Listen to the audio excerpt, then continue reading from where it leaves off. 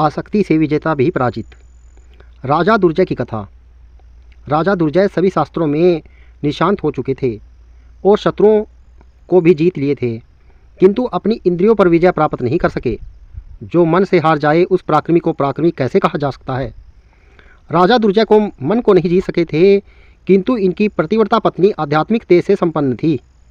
वे पति से प्रेम में इतनी तन्मय रहती थी कि संसार के सुख दुख का कोई भी प्रभाव उन पर नहीं पड़ता था। सारी इंद्रियां उनकी दासी थी। राजा दुर्जय जयध्वज के पवित्र वंश में उत्पन्न हुए थे। एक दिन दुर्जय यमुना के तट पर घूम रहे थे। वहाँ उर्वशी संगीत से अपना मनोरंजन कर रही थी।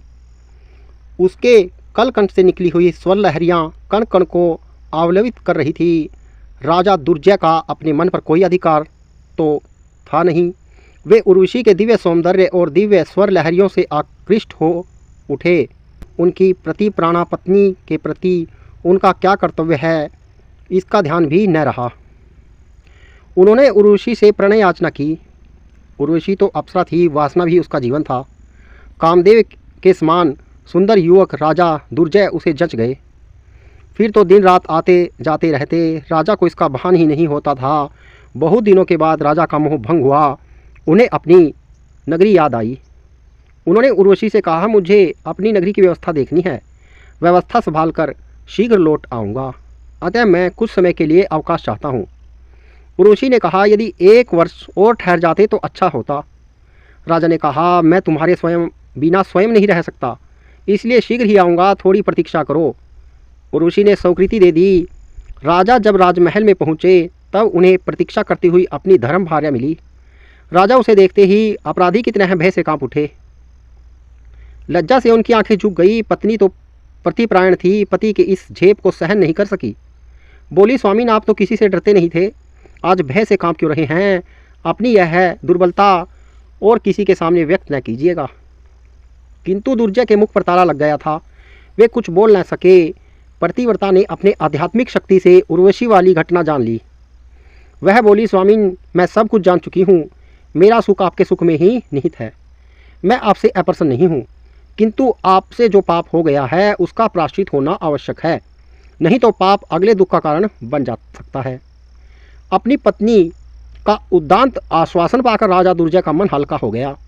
वे महर्षि कण्व के आश्रम में गए। उन्होंने महर्षि कण्व से अपने इस पाप का प्रायश्चित पूछा। महर्षि प्रायश्चित के विधान बता दिए। प्रायश्चित जानकर वे हिमालय पर पहुँचे। वहाँ उनकी दृष्टि एक गंधर्व पर पड़ी, जिसने एक दिव्य माला पहन रखी थी।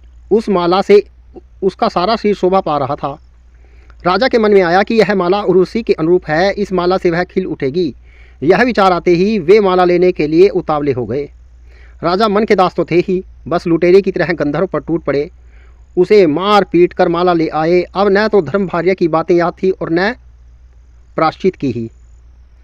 राजा दुर्जय माला लेकर यमुना तट पर पहुंच गए, किंतु वहां उर्वशी नहीं थी। उन्होंने विह्वल होकर पृथ्वी का चप्पा चप्पा छान डाला, किंतु उर्वशी का कहीं पता न था। विलविलाते उनकी दशा दयनीय बना दी थी। फिर वे हिमकूट पर पहुँचे, वहाँ भी उर्वशी का पता नहीं था। तब वे देवलोक पहुँचे। वहाँ उन्होंने मानसरोवर के दिव्य तट पर उर्वशी को देखा। राजा को बहुत शांति मिली। उन्होंने माला से अपनी प्रेयसी का श्रृंगार किया और अपने को कृतार्थ माना। यह राजा दुर्जय की पतन की पराकाष्ठा थी। कहाँ तो अपनी पत्नी के निर्देश से शपथ की और अग्रसर हुए और कहाँ फिर आ गिरे। उन्हें न तो अपनी पत्नी का ध्यान था, न कण्व ऋषि से पाप निवारण हेतु प्रायश्चित पूछने का ही। उर्वशी का जीवन वासना में तो अवश्य था, किंतु वह आगे पीछे सोच सकती थी। उसने आंक लिया कि इसकी प्रतिव्रता स्त्री एक न एक दिन मुझे अवश्य शाप देगी, क्योंकि मैं उस प्रतिव्रता की लगातार अवहेलना कर रही हूँ। यह सोचकर उर्वशी ने अपना रूप उत्कट बना लिया और उसका प्रत्येक अंग रोष में भर गया। आंखें पीली पीली हो गई। दुर्जय का मन उर्वशी की ओर से फिर गया। वासना का भूत उसके सिर से उतर चुका था। अब वे आत्मनिरीक्षण कर सकते थे। उन्होंने अपने को बहुत धिक्कारा और कण्व ऋषि के बताए पथ पर आ गए। वे घोर तपस्या कर फिर कण्व के आश्रम पर पहुँचे और विनम्रता से अपनी पतन की कहानी कह सुनाई। महर्षि कण्व ने राजा को काशी जाने का आदेश दिया और कहा, गंगा में स्नान और तर्पण कर बाबा विश्वनाथ का दर्शन करो। राजा दुर्जय ने काशी में गंगा स्नान और तर्पण कर विधि विधान से बाबा विश्वनाथ का दर्शन किया तथा पापों से मुक्ति पा ली।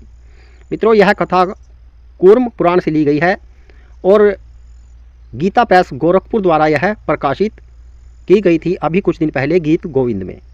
कहानी अच्छी लगे तो शेयर कीजिएगा। जय श्री राम।